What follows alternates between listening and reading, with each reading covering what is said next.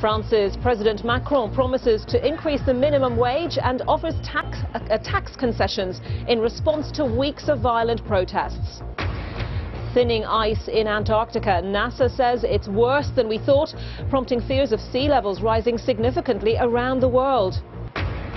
And in sport, it's make or break for Liverpool and Tottenham in the Champions League tonight. Napoli travel to Anfield, while Mauricio Pochettino takes his Spurs side to Barcelona.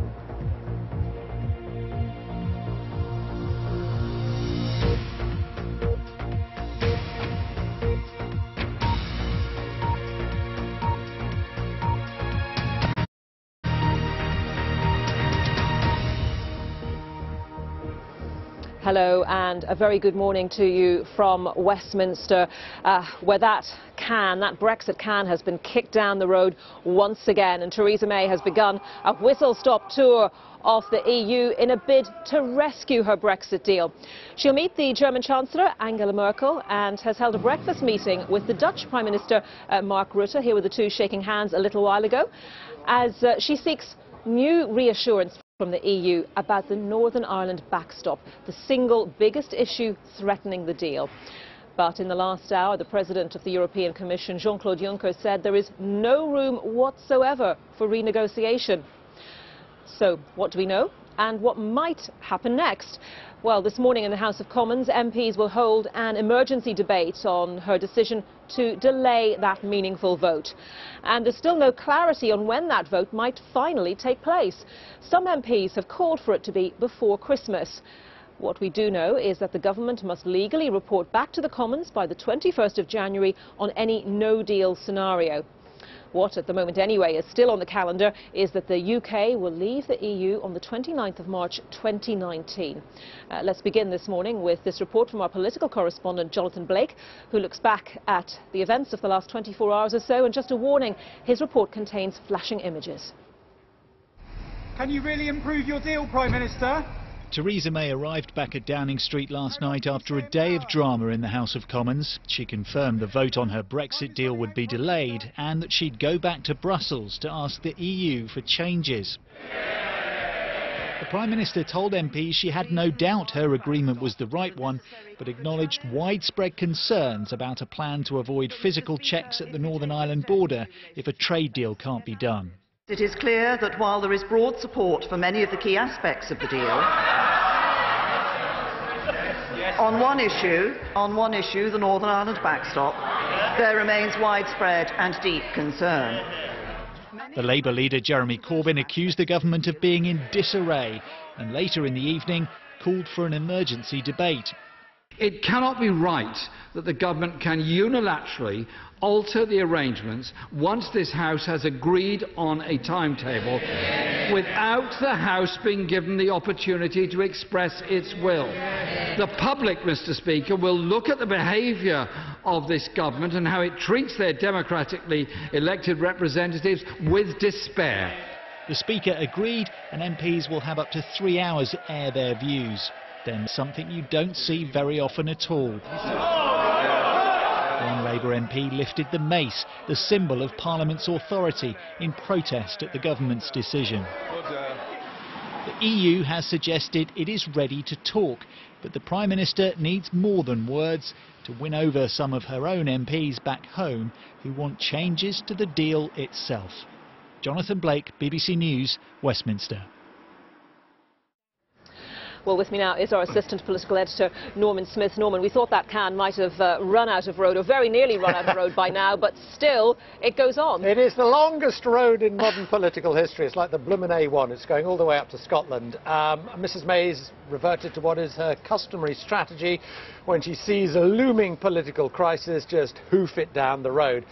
And it may be some way down the road, because there's no sense of Downing Street's in any sort of rush now to try and bring this meaningful vote back to MPs before Christmas. Speaking to one person this morning in number 10, they were saying no decisions have been taken. It'll take as long as it's going to take. I read that well into the new year. Beyond the 21st? It's possible. Mrs May herself cited the 21st, but actually that is not a hard and fast deadline. If you wanted to be absolutely pedantic about it, she could go right up to Brexit Day.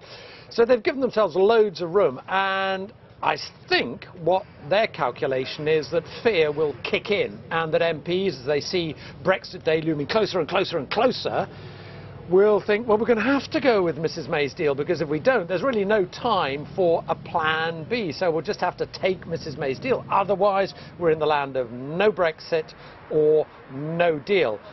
The backlash, though, is already beginning. This morning we've had renewed calls from Tory Brexiteers to get letter writing and to get rid of Mrs May. This was Steve Baker, who is the Deputy Chair of the European Research Group. This vote being deferred is a sign the deal was simply too bad to put before Parliament. It was going to fail, and by a considerable margin. So what I want to happen today, I'm afraid, is for colleagues to wake up to the reality that Theresa May can only lead us to failure, and therefore with great sadness people need to put their letters of no confidence in her to Sir Graham Brady, and we need to change Prime Minister. And Norman, Theresa May, she's met Mark Rutte, she has other meetings today. Her position, though, is considerably weakened. It is. She's going to sort of European capitals slightly on bended knee now, saying, please, please, please, give me something on the backstop. They have already made pretty clear, well, look, we are not going to reopen the withdrawal agreement, so don't expect some legally binding text. We'll give you a little bit of clarification, a little bit of reassurance, a bit of window dressing here, a bit of soft furnishings there, but basically it looks like it's going to be pretty much the same deal with some soothing language around it, which will not satisfy her Brexiteer critics, certainly won't satisfy the DUP. There is a question mark, though, about what Labour does amidst all this sort of uncertainty. Now, they too are under pressure to come forward with a no-confidence vote, because we've got all the other opposition parties saying, come on, Mr Corbyn, you've talked a good game about this, let's see you do it. Labour at the moment are holding back, and certainly listening to Rebecca Long-Bailey, the Shadow Cabinet member this morning, they didn't seem in any rush to bring forward a no-confidence motion. We're discussing this with various parties across the House, and what we need to do is judge the time at which a vote would be most successful. We've heard the DUP stating yesterday in the debate that they would think about a vote of no confidence after Theresa May has returned from Brussels in her attempt to seek assurances or renegotiate. So we'll have to judge the best possible time, but in terms of timings, as I say, we are discussing it with various parties across the House. So, Norman, take us through what exactly then is the role of Parliament at this point, because that's been a very big focus in the last few weeks, hasn't it? I mean, a lot of the anger is not just over the fact that people are uncertain about what on earth is going to happen to Brexit. There's a lot of anger, too, that having had 3 days of debate about Mrs May's deal, she basically pulled down the curtain without MPs getting a vote. And we're going to have an emergency debate in the Commons around about 12:30 on that issue. Interesting, too, Mrs May clearly knocked the Speaker big time yesterday, because he's got up and said in terms of, look, normal courtesy would be to allow Parliament to have a vote on whether you pull this vote, and she basically ignored that. There's a real tension, I think, building up between the Speaker and the Cabinet on this. A lot of Cabinet ministers feel the Speaker has done them no favours whatsoever. Andrea Leadsom this morning, when she was asked about the Speaker, said, well, he's already made his views known on Brexit, implying that he was no longer impartial. But Andrea Leadsom this morning was put out to, again, try and give the idea that there will be significant movement on the backstop. Have a listen. What's really important is that it's in all of our interests that we don't leave in March without a deal, and the legal default position is that we will leave the EU in March without a deal, and therefore it's really important that the European Union do consider what more they can do to address this very important issue that so many people here in the UK have raised with the Prime Minister as being a deal breaker for them. Seems to me the only thing we can say with any certainty at the moment, we don't know what sort of deal Mrs May is going to get. We don't know when MPs are going to get that meaningful vote. The only thing we know with some certainty is this is likely to go on for quite a bit yet. There is not going to be an early ending to this story. OK, Norman, for the moment, thank you very much. And let's cross now to Brussels, where the Prime Minister will be later today, and we can speak to our correspondent Adam Fleming. And Adam, EU leaders have made it abundantly clear, that in public certainly, that there is no room for renegotiation. Is that absolutely their bottom line? Yeah, that's very clear. That's been spelt out by European Affairs ministers who've been arriving for a regular scheduled meeting here in Brussels this morning. They say the deal is the deal that's on the table, and they're happy to provide clarification, interpretation and reassurance, but the substantial details, the substance of the withdrawal agreement is not going to change. And that message was also echoed in Strasbourg at the European Parliament, which is in session today, and they were addressed by the President of the European Commission, Jean-Claude Juncker, who had this to say. I will see Mrs. May this evening, and I have to say here in the Parliament, as I did say before in this Parliament, the deal we have achieved is the best deal possible. It's the only deal possible, and so we cannot. There is no room whatsoever for renegotiation. But, of course, there is room, if used intelligently, is room enough to give further clarification and further interpretations without opening the withdrawal agreement. This will not happen. Everyone has to know that the withdrawal agreement will not be reopened.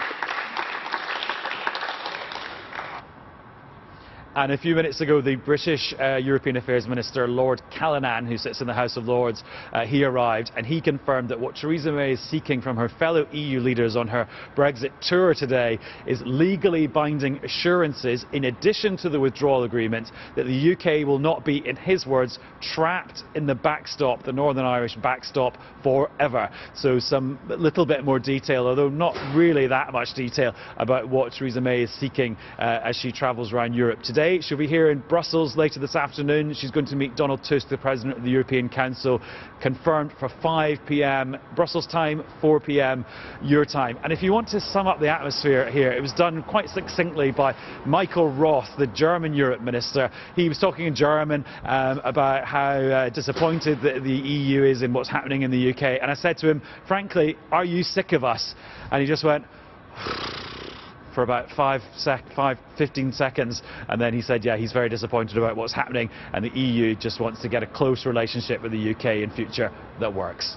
But the sigh said it all. Yes, all in the body language. Adam, thank you very much. Adam Fleming in Brussels. And joining me here now at Westminster is Kelly Tolhurst, Conservative MP for Rochester and Stroud, who's also Junior Business Minister. Thank you very much for your time this morning. This is a really difficult day for the Prime Minister, isn't it? She's going back to talk to European leaders, and she's going cap in hand, basically, isn't she?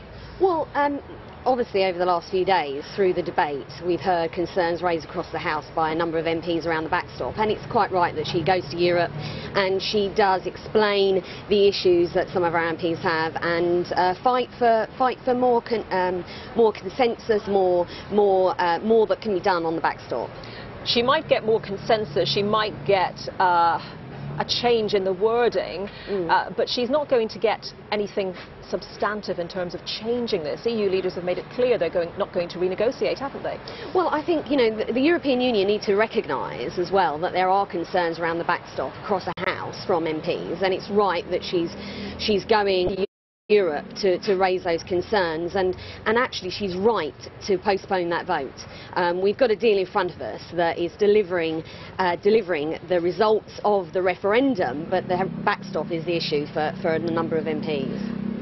So she's looking for consensus. It doesn't look as though she's going to get concessions, but let's just listen to what the DUP Brexit spokesman Sammy Wilson said this morning. He said reassurances don't mean anything when they're put against a legally binding agreement. It doesn't sound like, you know, even at the start of this day, and Theresa May is going around talking to various people, that she's going to change any mind. So what does that mean? We're back here at a date yet to be decided for a vote that the Prime Minister will lose? Well, we're in a situation where there is a deal on the table. There's some concerns with the backstop. Parliament do also need to really accept whether they want to deliver Brexit. You know, we're determined to deliver Brexit. As a small business minister, I've been talking to small businesses over the last few weeks, and they wanted this deal. They wanted this deal to go through. They want certainty. They want certainty, and they want this deal. Yesterday I was at a round table with 30 businesses from across the country, and they were very clear. They wanted this. They wanted a vote, and they wanted it to go through. The reason why Theresa May has delayed, because obviously, as we know, that there were concerns across the House around the backstop, and it's right that she's going to try her hardest to get reassurances and a change to convince MPs that really this deal is what we need to get for the UK. But those businesses and everyone else, they've got the opposite of certainty, haven't they? They've got a pretty chaotic situation. They don't know whether there is going to be a vote on a deal, whether it is the deal as it stands or with some tweaks to the wording. They don't know whether there's going to be a general election, possibly, whether there's going to be a second referendum. If Theresa May can't get substantial change to the wording, or wording that offers sufficient reassurances to current critics of her deal, what do you think should happen after that? Well, you know, fundamentally, I'm supporting Theresa May going back to Europe to speak about the backstop. But fundamentally, there's no consensus across the House for a no deal. We've been preparing for a no deal situation as a government, and even as small businesses. There's a number of things that I've done over the recent weeks to do that. But business is very clear, you know, and we can't ignore what business are saying. You know, they are the people that are employing our constituents. They are the people that are providing the incomes to these people to be able to have the lives that they want. So we do need to get to a position where we can get a deal through Parliament. But if there is no consensus for no deal, and there ends up still being no consensus around Theresa May's deal, what should happen next? Well, I think MPs need to really consider what the next step is. It's all right for us in the Westminster bubble, you know, talking about Brexit, but it's the people that we're representing out there who need their job security, who do need to give business that comfort they need to know that they're going to be able to continue to trade and employ our constituents. We need to think seriously about the way forward. And you know, what would your, in a final thought, what would your preferred way forward be if there's no consensus for no deal, if Theresa May's deal isn't acceptable, whatever she comes back with as a result of today, then what would you have the UK do? Stay as it is, decide to withdraw from Brexit? What would you take? What option would you take? Well, we had a vote and people were clear they wanted to leave, and we've got a deal on the table that delivers what the referendum wanted. It gives us those freedoms, this deal. It is the backstop that's a problem, so I do hope she can get some movement on that. But fundamentally, we need to get real, actually. We need to get real and recognise that we've got a duty here to deliver for the people that have put us here. And for me, that is around making sure that we get behind a deal that can go through. I mean, this position where we've got MPs that aren't really coming forward with an alternative. There is no alternative to a no deal, and I'm getting it loud and clear from business, loud and clear from my constituents. They want a deal, and they want this deal to go through to give them those insurances, but delivering the result. And should Theresa May, just in a line, continue for the foreseeable future as PM? Well, why would a change in leader make any difference? Theresa May has negotiated a deal. It's on the table. It's yes, okay, it's not perfect, but any deal was going to be a compromise. But it's important that we are realistic about what we can get through the House, but realistic about what can be delivered. And I am not, as an MP and as a minister, take a decision that is going to put my country at risk. We must leave it there. Kelly Todd, very much for your time, Junior Business Minister. Some MPs, though, of course, do want Theresa May to step aside. Crispin Blunt today saying he is the or confirming that at least in public that he is the 26th Conservative MP to lodge a letter of no confidence in the Prime Minister, but no clear sense that those letters are coming in yet in the numbers that would trigger a no confidence motion. Let's just head back to the studio now for a moment and talk to our business presenter Dominic O'Connell, who joins us to give us a sense of business reaction, market reaction. Obviously it was pretty negative yesterday with the chaos and the announcement that there would be no meaningful vote. How are the markets looking so far today? Well, pretty much the same as yesterday. Not much change. Sterling had a big move yesterday, as you say, 1.4% down against the dollar.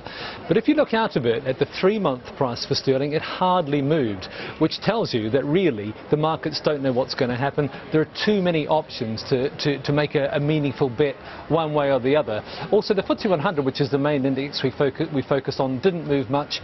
But if you break it down and look into the shares that are actually exposed to the UK economy, Lloyds Bank, for example, the big house house builders, they did move down about 2% on the day. So the markets really are looking at the companies that will be most affected by a no-deal Brexit, thinking that the chance of that has gone up a little and marking those shares down accordingly. But so far the markets really have been quite quiet when it comes to the idea that this vote has been withdrawn. OK, Dominic, thank you very much. Dominic O'Connell, our business presenter there. And with me now in Westminster is Hilary Benn, the Labour MP who chairs the Brexit Committee. And a very good morning to you. Good morning.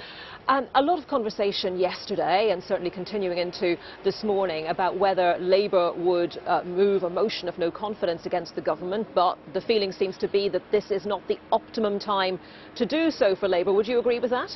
I think that is a sensible decision. The Prime Minister is touring around Europe to try and see if she can bring something back further on the deal.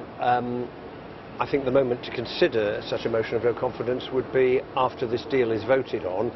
And although she might come back with a piece of paper, a codicil, exchange of letters, saying we don't want to use the backstop, you don't, we'll try and sort it out, I'm not sure that is going to be sufficient to rescue her deal when the vote is finally brought before the Commons. And I have to say, we're in a crisis as a country. And the Prime Minister faced humiliation yesterday. The nation may face humiliation if we don't find a way forward. And if this deal is not going to pass, then the sooner we get on to look at the alternatives, the better for the future of the country. And I don't think she can wait until the new year to finally ask Parliament to vote on her deal. Yes, in your heart and mind, do you really think that, she's going to get any sort of reassurances? She may get reassurances, she may get a slightly different form of words as a result of these meetings today, but is that going to change the minds of her critics, do you think? I think in her party probably not, because any words of reassurance will be compared with the legal text in Article the Northern Ireland backstop, and that will remain because the EU has been pretty clear we're not going to change the words of the withdrawal agreement. So I suspect those critics will say, well, that's all very well and good, but you haven't changed what we object to. And in Labour, I mean, Labour saying they, colleagues of yours saying that they want to see whether she comes back with some tweaks to the deal. But is that what Labour really wants? It's not what Labour wants as a party in terms of unanimity, is it? No, because, I mean, my problem is not really with the withdrawal agreement. We've got to protect citizens' rights, we owe money, we've got to have a transition period. And since the Prime Minister created the problem of the border in Northern Ireland by saying we're leaving the single market and the customs union, she's now being skewered on her policy that started the negotiations, which have led to all of the problems that she's faced. No, it's about the lack of clarity about the future. She's asking the country to take a step into the unknown. And the Brexit Select Committee, which I chair, in our unanimous report, and we made up of people who campaigned for Leave and Remain back in June 2016, we said with one voice, this doesn't provide us with certainty about the future. And that is the fundamental problem with the Prime Minister's deal. And why is there that problem? Because the government has steadfastly refused for 2 years to be honest with the nation about the choices that we face. What do you want? Do you want a general election? Do you want a second referendum? Of course you want a general election. But that is obviously Labour's policy, the general election first. But I mean, do you think that's more realistic, or is the prospect of a second referendum more realistic? And what do you think you can achieve through the parliamentary processes? Right, well, indeed, I'd like to see an election. Is that going to happen? I think it's doubtful, because it would depend on Conservative MPs being willing to vote for one, and I don't think that will occur in current circumstances. I've been arguing for some time that the government should change course, the nation should change course, and opt to apply to join the European Economic Area and to remain in a customs union, which would ensure that the Northern Ireland border problem goes away and would keep the friction-free trade which businesses depend upon so strongly. I think that will be the first choice when the deal is defeated, if that's what happens. And the second possibility is, if we cannot find a way forward, to put it back to the people. But there's one other thing we have to do, and do it quickly, and that is to rule out any thought that we might leave the European Union with no agreement at all, because that would be so damaging for the country. No government, no parliament can contemplate that. Just a final question to you. Do you think there is enough unanimity, or that the Labour Party can pull together sufficiently, because there are diverse views in the Labour Party over this as well, it's not exactly the right phrase, but to take advantage of this situation, to drive this situation in the way that you want to drive it? Or will Labour, like the Conservatives, will the splits and the divisions in the party mean that you can't do that? I think we need honesty about the situation we're in, and we haven't had that thus far. Secondly, we need a willingness to compromise, because nobody is going to get everything they wanted out of the mess that we're in as a nation. And thirdly, government needs to talk to other people, to reach out and to see if it is possible to find a consensus. And I'm afraid the story of the last 2.5 years has been the Prime Minister spent all her time trying to manage deep divisions in the Conservative Party in her party's interest, and now is the time Parliament needs to focus on the national interest. OK, Hilary Benn MP, Chair of the Brexit Select Committee, thank you very much for your time as well. And let me just tell you that coming up at 11:30 this morning, we'll be joined by the independent Brexit analyst Georgina Wright and by Professor Anand Menon from the think tank The UK in a Changing Europe, who'll be answering your Brexit questions. So let me just tell you the ways you can get in touch with those questions. Please send them in via text on 61124. You can email askthis@bbc.co.uk, and of course you can tweet using the hashtag BBC Ask This. So many questions today, from the politicians through to all the various interest groups that we have spoken to in the last 2.5 years since the referendum, from healthcare workers to business groups, to parents, to education, to business. So do get your questions in at this, well, very uncertain juncture in the whole process. Well, joining me here now at Westminster is Sir Vince Cable, leader of the Liberal Democrats, with many questions yourself, I guess. Politicians have just as many questions about this as the average man and woman on the street, haven't they? I'm afraid we do. And there were questions yesterday about the Prime Minister and what she's trying to do. Is she just running away from a defeat in Parliament? I think there are questions too to the Leader of the Opposition. I think he's duty-bound in the present circumstances to move a motion of no confidence. That's what oppositions are there for. He hasn't been willing to do it, so the other opposition parties today will move in that direction. He hasn't been willing to do it. There hasn't been a clear indication of that. They're biding their time, Labour, aren't they? Well, they've been clamouring for an election and saying they have no confidence in the government, but when it actually comes to it, Jeremy Corbyn won't act, and he's really, I think, failing in his duty. I think the opposition have to give some leadership. He's not giving it. So the other opposition parties, we're going to be working together today to formulate that demand. So tell us more about what your plans are for today, then.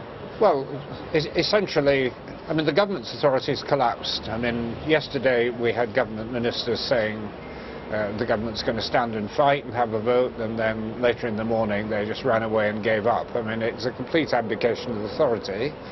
Under those circumstances, I think the opposition party has a duty to come forward and say we have no confidence. The opposition leader didn't, so the other opposition parties, ourselves, the Nationalists, the Greens, will do that today.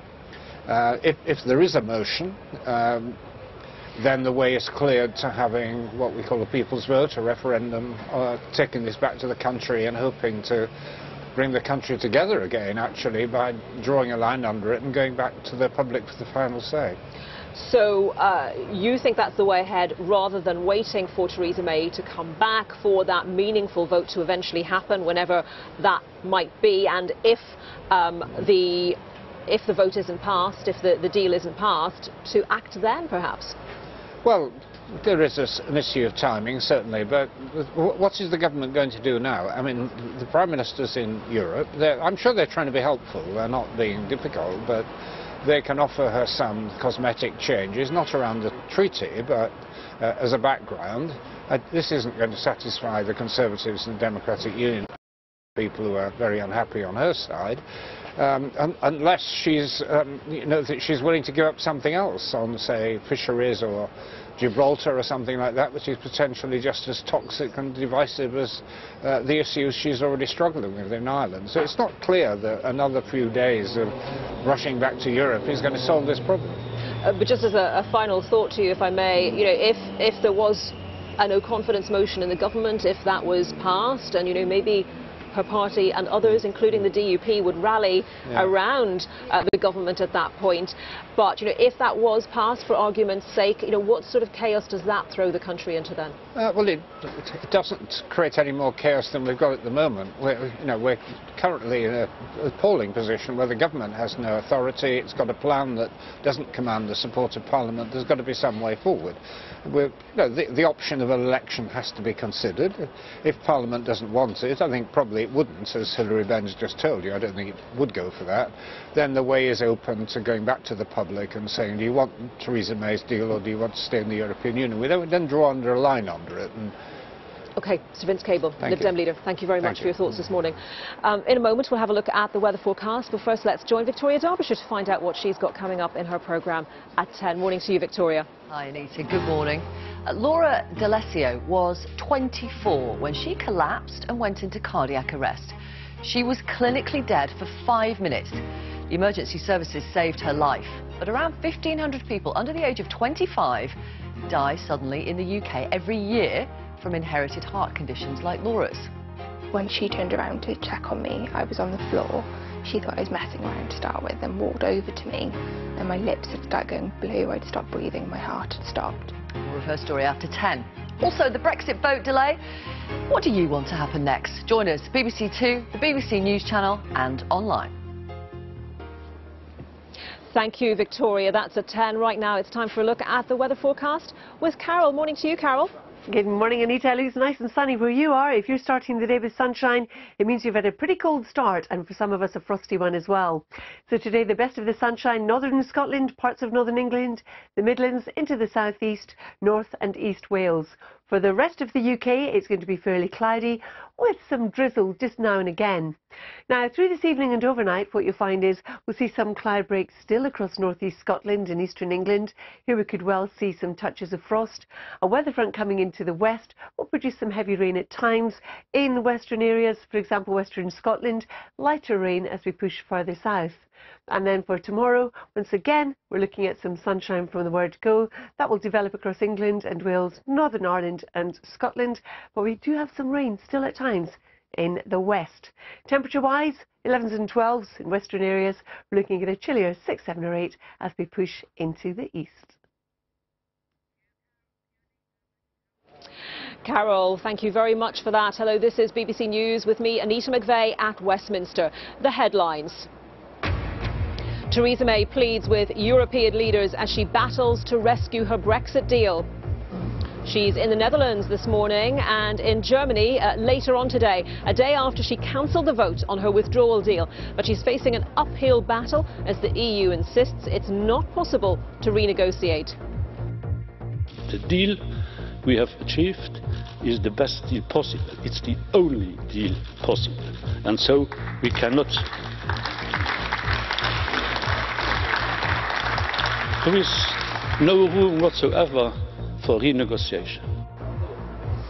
Here in Westminster, MPs will hold an emergency debate today on that decision to delay the vote. In other news, official figures show unemployment increased by 20,000 between August and October. The father of murdered backpacker Grace Mullane has visited the place where her body was found on the outskirts of Auckland. France's President Macron promises to increase the minimum wage and offers tax concessions in response to weeks of violent protest. Thinning ice in Antarctica. NASA says it's worse than we thought, prompting fears of sea levels rising significantly around the world.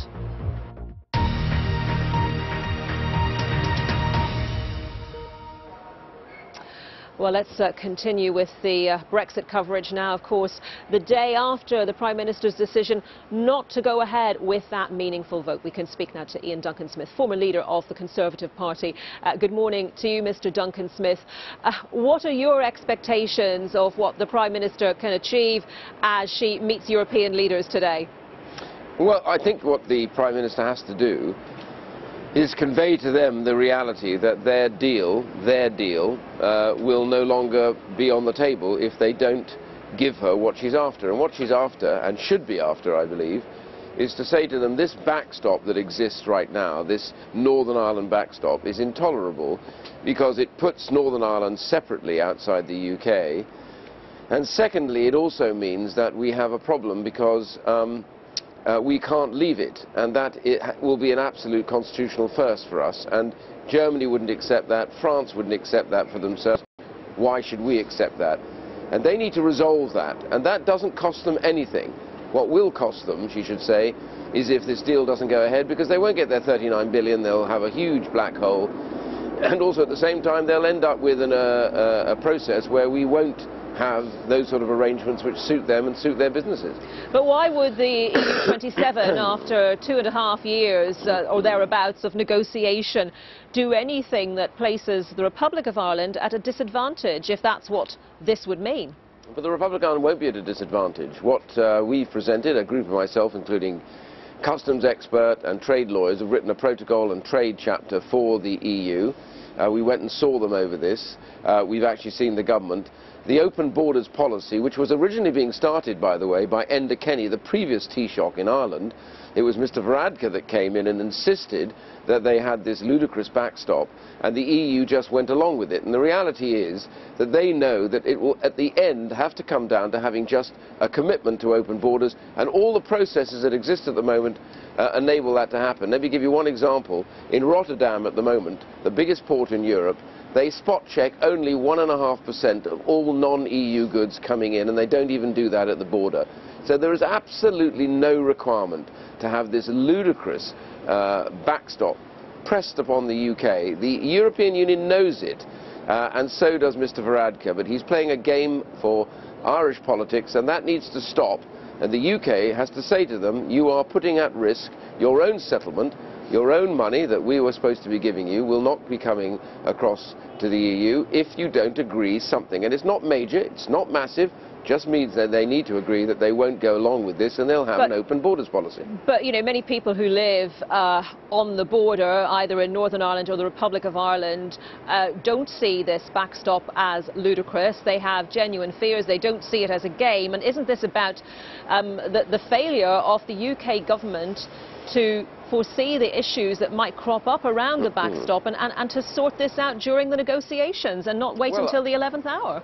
You know, I agree with you.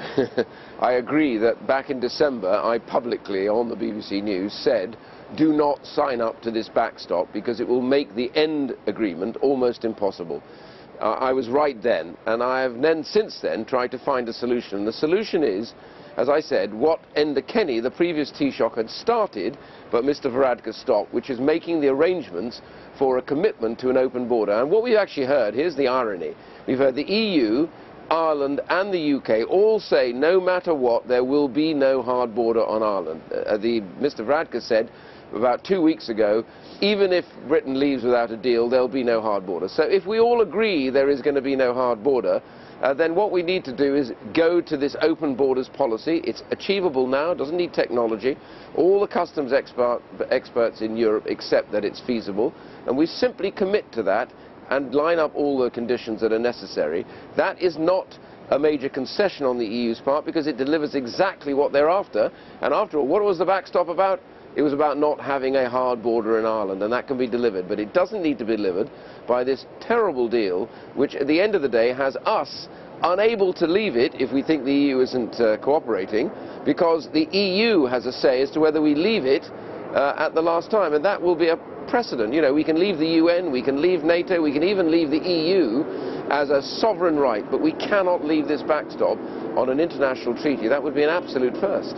So if the Prime Minister can't get anything more than reassurances and cosmetic changes, as one politician has suggested to me this morning, as a result of these meetings today, and that doesn't satisfy the critics of her deal within the Conservative Party, what do you think is going to unfold over the next few weeks? Well, I think that the Prime Minister has to take the EU right to the wire on this one.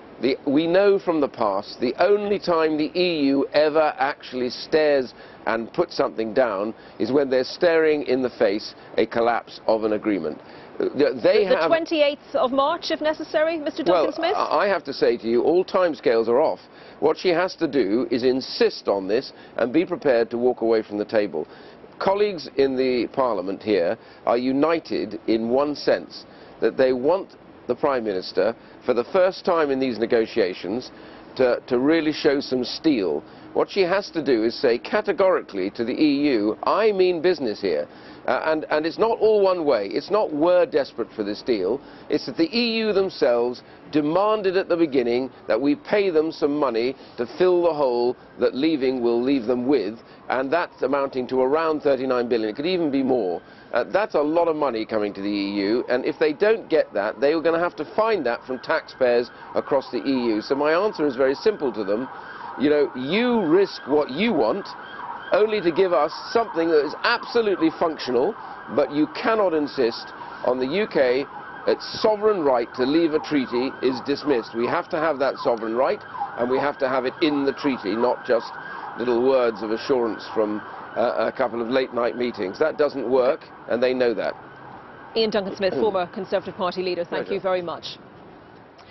It's time now to take a little break from talk of Brexit and head to the BBC Sports Centre for a roundup. Here's Sally. Morning to you, Sally. Morning. You say it's a break from Brexit.